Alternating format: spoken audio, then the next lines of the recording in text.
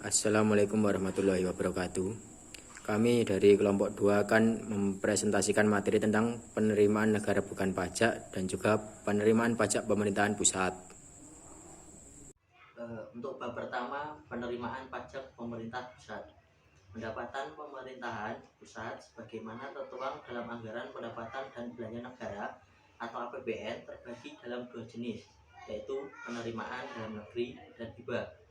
Penerimaan dalam negeri dirinci lagi ke dalam berbagai jenis macam penerimaan.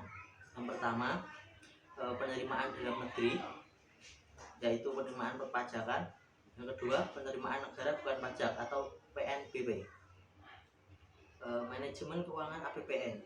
Dalam manajemen keuangan APBN secara umum meliputi bagaimana cara mendapatkan dana, how to get the fund, dan bagaimana menggunakan atau mengalokasikan dana tersebut, how to allocate the fund dalam APBN.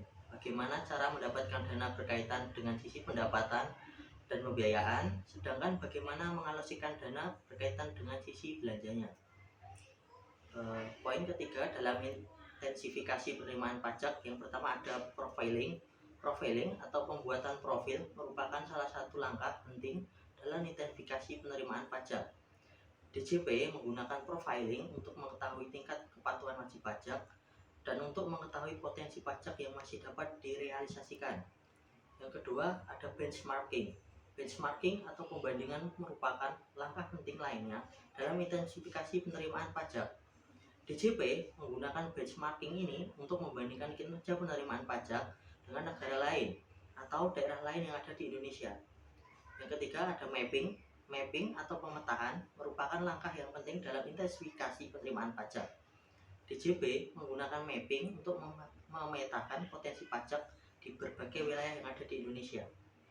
Reformasi perpajakan jilid pertama, kegiatannya ada pembaruan administrasi, pembaruan dan pemutahiran administrasi perpajakan, termasuk diantaranya adalah perubahan struktur organisasi DJP, e-filing, SPT, registration, dan pembentukan call center untuk pelayanan informasi dan pengaduan.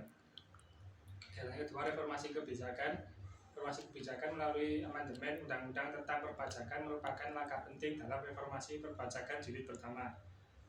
Amandemen ini bertujuan untuk meningkatkan efektivitas dan efisiensi sistem perpajakan di Indonesia. Yang ketiga, intensifikasi dan ekstensifikasi merupakan upaya untuk meningkatkan penerimaan pajak. Intensifikasi dilakukan dengan meningkatkan kepatuhan wajib pajak, sedangkan ekstensifikasi dilakukan dengan memperluas basis pajak. Reformasi perpajakan jilid kedua. Kegiatan pertama, pengembangan SDM melalui peningkatan kapasitas dan kompetensi pegawai merupakan langkah penting dalam reformasi perpajakan jilid kedua. Peningkatan kualitas SDM diharapkan dapat meningkatkan efektivitas dan efisiensi kinerja DJP.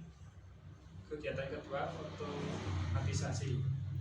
Dan kegiatan mapping, profiling, dan benchmarking yang terotomatisasi merupakan langkah penting dalam reformasi perpajakan jilid kedua.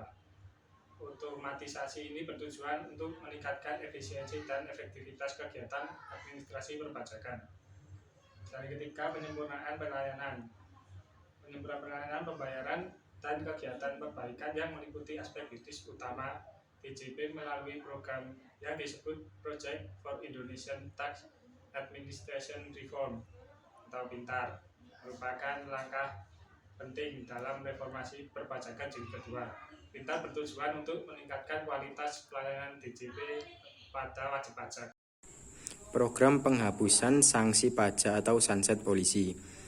Ketentuan mengenai sunset polisi diatur dalam UU nomor 28 tahun 2007 tentang perubahan ketiga atas UU nomor 6 tahun 1983 tentang ketentuan umum dan tata cara perpajakan pada pasal 37A yang berbunyi: 1. Wajib pajak yang menyampaikan pembetulan surat pemberitahuan tahunan pajak penghasilan sebelum tahun pajak 2007 yang mengakibatkan pajak yang masih harus dibayar menjadi lebih besar dan dilakukan paling lama dalam jangka waktu 1 tahun setelah berlakunya UU ini, dapat diberikan pengurangan atau penghapusan sanksi administrasi berupa bunga atas keterlambatan pelunasan kekurangan pembayaran pajak yang ketentuannya diatur dengan atau berdasarkan peraturan Menteri Keuangan.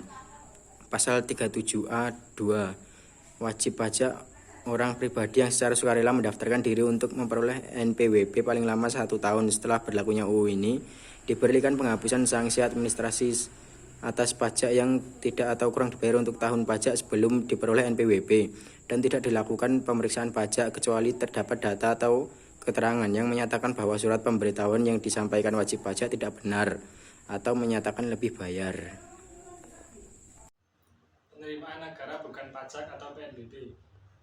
NPWP merupakan sumber pendapatan negara yang berasal dari berbagai sumber selain pajak. PNBP memiliki peran penting dalam menopang pendapatan negara dan menjalankan berbagai program pembangunan.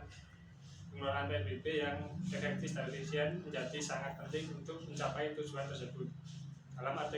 Dalam ini kita akan membahas lebih lanjut tentang PNBP, mulai dari dasar hukumnya, jenis-jenis PNBP, hingga potensi dan permasalahan yang terkait dengannya. Dasar hukum PNBP. Yang pertama, UU Nomor 20 Tahun 97. UU ini merupakan dasar hukum utama yang mengatur tentang PNBP, menentukan jenis dan tata cara penerimaan serta penggunaan PNBP. Yang kedua, PP Nomor 22 Tahun 97. PP ini menjabarkan jenis-jenis PNBP yang berlaku umum di semua kementerian atau lembaga, serta mengatur tata cara penyetoran dan pengelolaan PNBP. Yang ketiga, PP Nomor 73 Tahun 99. PP ini mengatur tata cara penggunaan PNBP yang bersumber dari kegiatan tertentu. Yang keempat, Peraturan Pemerintah Nomor 1 Tahun 2004. PP ini mengatur tata cara penyampaian rencana dan laporan realisasi PNBP. Yang ketiga, ada jenis-jenis penerimaan negara bukan pajak yang terdiri dari dua, yaitu PNBP umum dan PNBP fungsional. Dari PNBP umum merupakan penerimaan negara yang bersifat umum dan berlaku di semua kementerian atau lembaga. Yang pertama, penerimaan kembali anggaran, sisa-sisa anggaran rutin, dan sisa anggaran pembangunan. Jadi kedua, penerimaan hasil penjualan barang atau kekayaan negara. Yang ketiga, penerimaan penyewaan barang atau kekayaan negara. Yang keempat, penerimaan hasil penyimpanan uang negara atau jasa giro. Yang kelima, penerimaan ganti rugi atas kerugian negara, tuntutan ganti rugi dan tuntutan pembendaharaan. Yang keenam, penerimaan denda keterlambatan penyelesaian pekerjaan pemerintah. Yang ketujuh, penerimaan dari hasil penjualan dokumen lelang. Dari fungsi PNBP fungsional merupakan penerimaan negara yang berasal dari hasil pungutan kementerian atau lembaga negara atas jasa yang diberikan sehubungan dengan tugas pokok dan fungsinya. Seperti yang pertama, penerimaan yang bersumber dari pengelolaan dana pemerintah. Yang kedua, penerimaan dari pemanfaatan SDA. Yang ketiga, penerimaan dari kegiatan pelayanan yang dilaksanakan oleh pemerintah. Yang keempat, penerimaan berdasarkan putusan pengadilan dan yang berasal dari pengenaan denda administrasi. Yang kelima, penerimaan berupa hibah yang merupakan hak dari pemerintah. Yang keenam, penerimaan lainnya yang diatur oleh tersendiri. Poin keempat, fungsi penerimaan negara bukan pajak.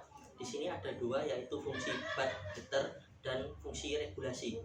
Fungsi budgeter PNBP merupakan sumber pendapatan negara yang penting untuk membiayai berbagai program dan kegiatan dalam fungsional pemerintah. Yang kedua, fungsi regulasi.